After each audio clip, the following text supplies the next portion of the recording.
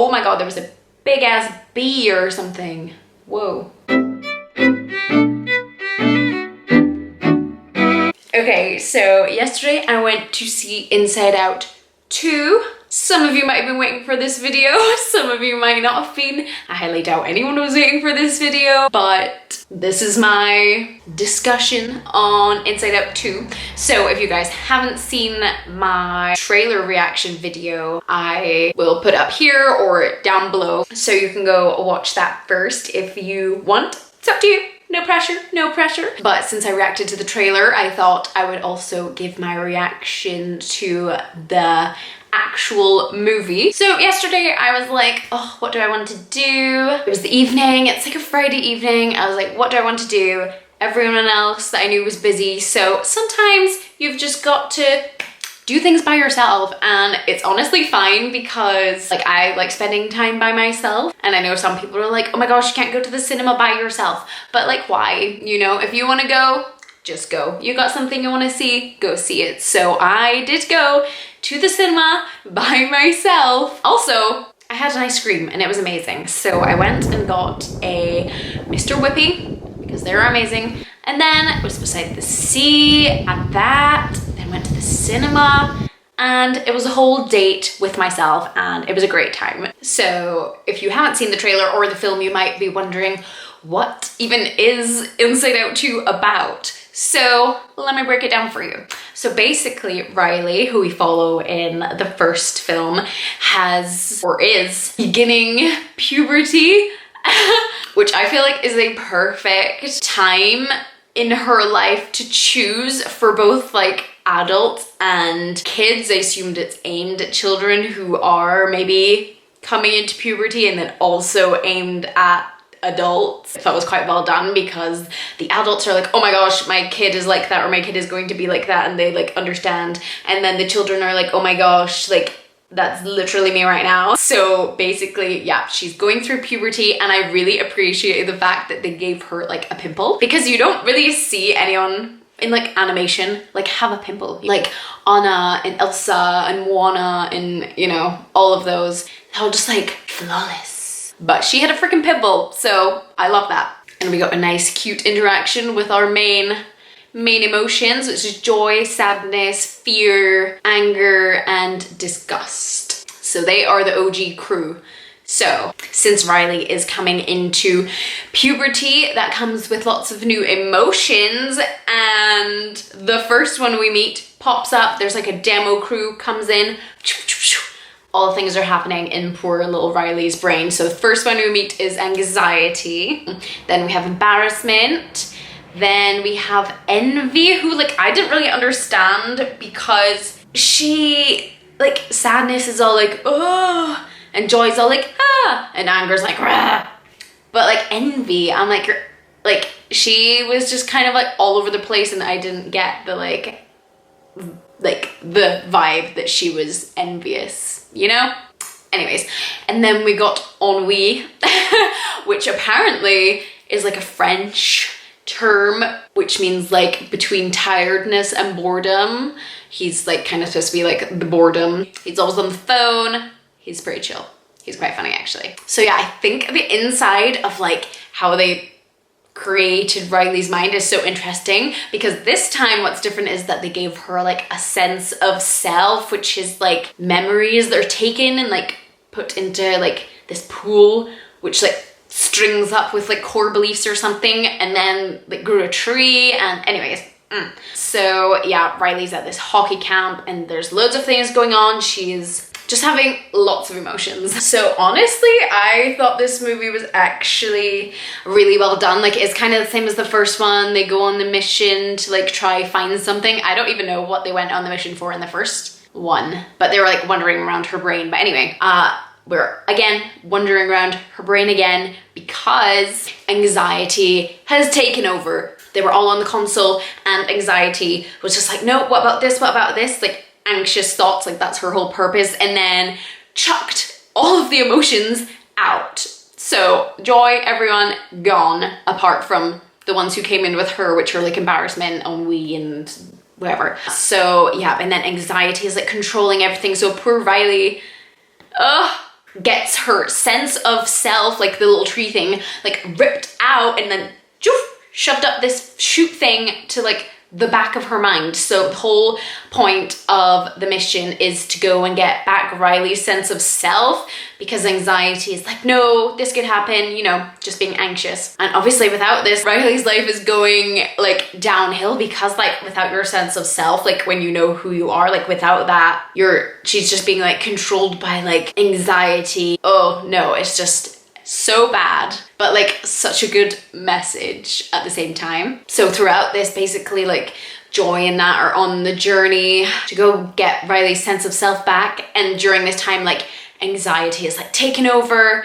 Riley's life and is like making her obviously like make bad choices, not feel good about herself. So anxiety then takes all of the anxious memories made by her and puts it into the like pool where she like creates her like sense of self. So now her new sense of self is literally bright orange for anxiety. And honestly, it's so sad to see, like I genuinely almost cried, because at the end, like it's like anxiety's like taken over and she's so worried about possible situations, just anxious about everything, that Riley starts like having an anxiety attack. And I thought this was so important, because even people who don't have anxiety attacks, like we all are anxious. And it was just so interesting to see like the message obviously was that you can't let anxiety like control your life. You can't let the what ifs like be in control of your life, help like make you make bad decisions. I just thought it was so emotional. And like the fact that like anxiety, the emotion,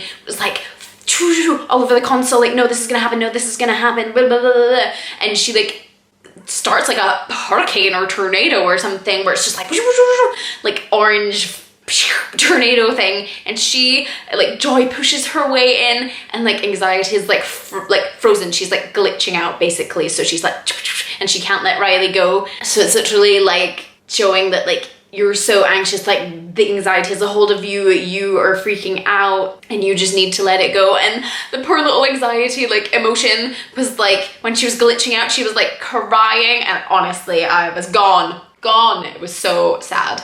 And then Joy's like, you need to let her go. And I was just like, oh my God, stop.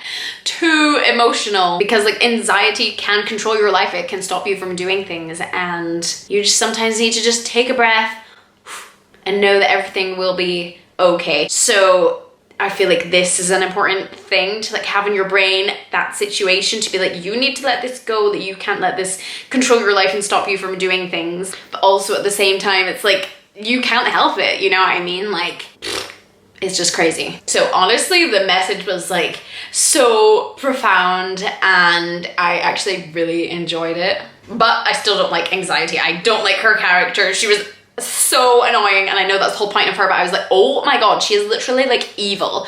Like, no. I absolutely cannot.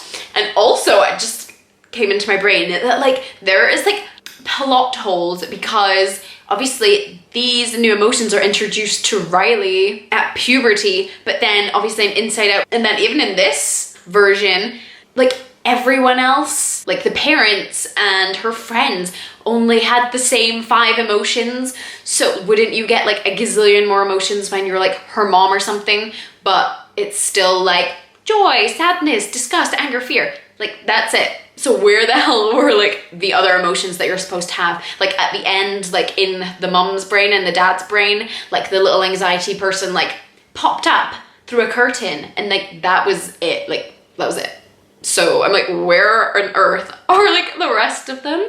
So yeah, that was weird. I didn't really understand that, but okay. But yeah, and oh, also there was a few funny bits in, there's like a few funny bits in this film. Like it's so like, like heart-wrenching, but also like hilarious at the same time, because when anxiety takes over Riley, she like literally puts all 5 of the like the emotions in a bottle, so they're like suppressed emotions, and they get like carted and like locked away in this like secret, like Riley's secrets that she like keeps locked away in her mind or whatever. And in there was this freaking weird cartoon character, like from a child's TV show, and he was like on the screen like, well, howdy, and he sounded like that freaking Bob the Builder looking guy from Wreck-It Ralph. Literally like the same voice, and he was like, had this weird like fanny pack thing called Pouchy, and it was so weird. I was like, what is going on? And it was actually really annoying when he just like spoke to the camera like this. Although there was like a gamer, like this hot sexy gamer man, like as in from a video game. He was like a character from a video game, and he it was so funny. I just thought it was hilarious. Like he was all like dun-dun-dun-dun. And you expect like characters from video games with swords and stuff to be like his literal like mode of attack was to curl up in a ball and like slowly hit against things. I was freaking creased. Oh my god, there was a big ass bee or something. Whoa. Anyways, so they're like, break us out of this bottle, and he's like, yes sir, or yes ma'am, and does his like and like literally rolls like a freaking snail and like taps against the bottle. So that was honestly hilarious. I was like, I love that, like subverting stereotypes that you expect him to be a profesh, but he literally has the worst freaking attack ever and is a rubbish. So that was hilarious.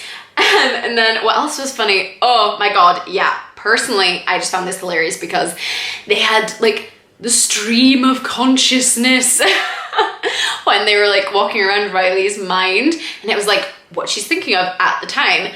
And then she was eating this horrible ass like bar, and then there was like an Amazon Prime box because she's obviously thinking like, ew, this tastes like cardboard. And then there was a freaking broccoli. No, I can't. I literally can't. Basically in the stream of consciousness, there's like stuff floating down like a river, like it's like garbage. And what do they have to get on? They get on the freaking upside down stem of broccoli. Oh no, I freaking hate broccoli. Get it away from me. They had to climb on it. Thank God none of the rest of them like broccoli either. It was like, ugh, no. So it was hilarious. And then also when they're walking through, they have like that Mount Rushmore thing in, is that in America? I'm sorry, I don't know where that is. I think it's in America, but it has the 4 faces on it, or however many faces on it. But in Riley's mind, it's called Mount Crushmore.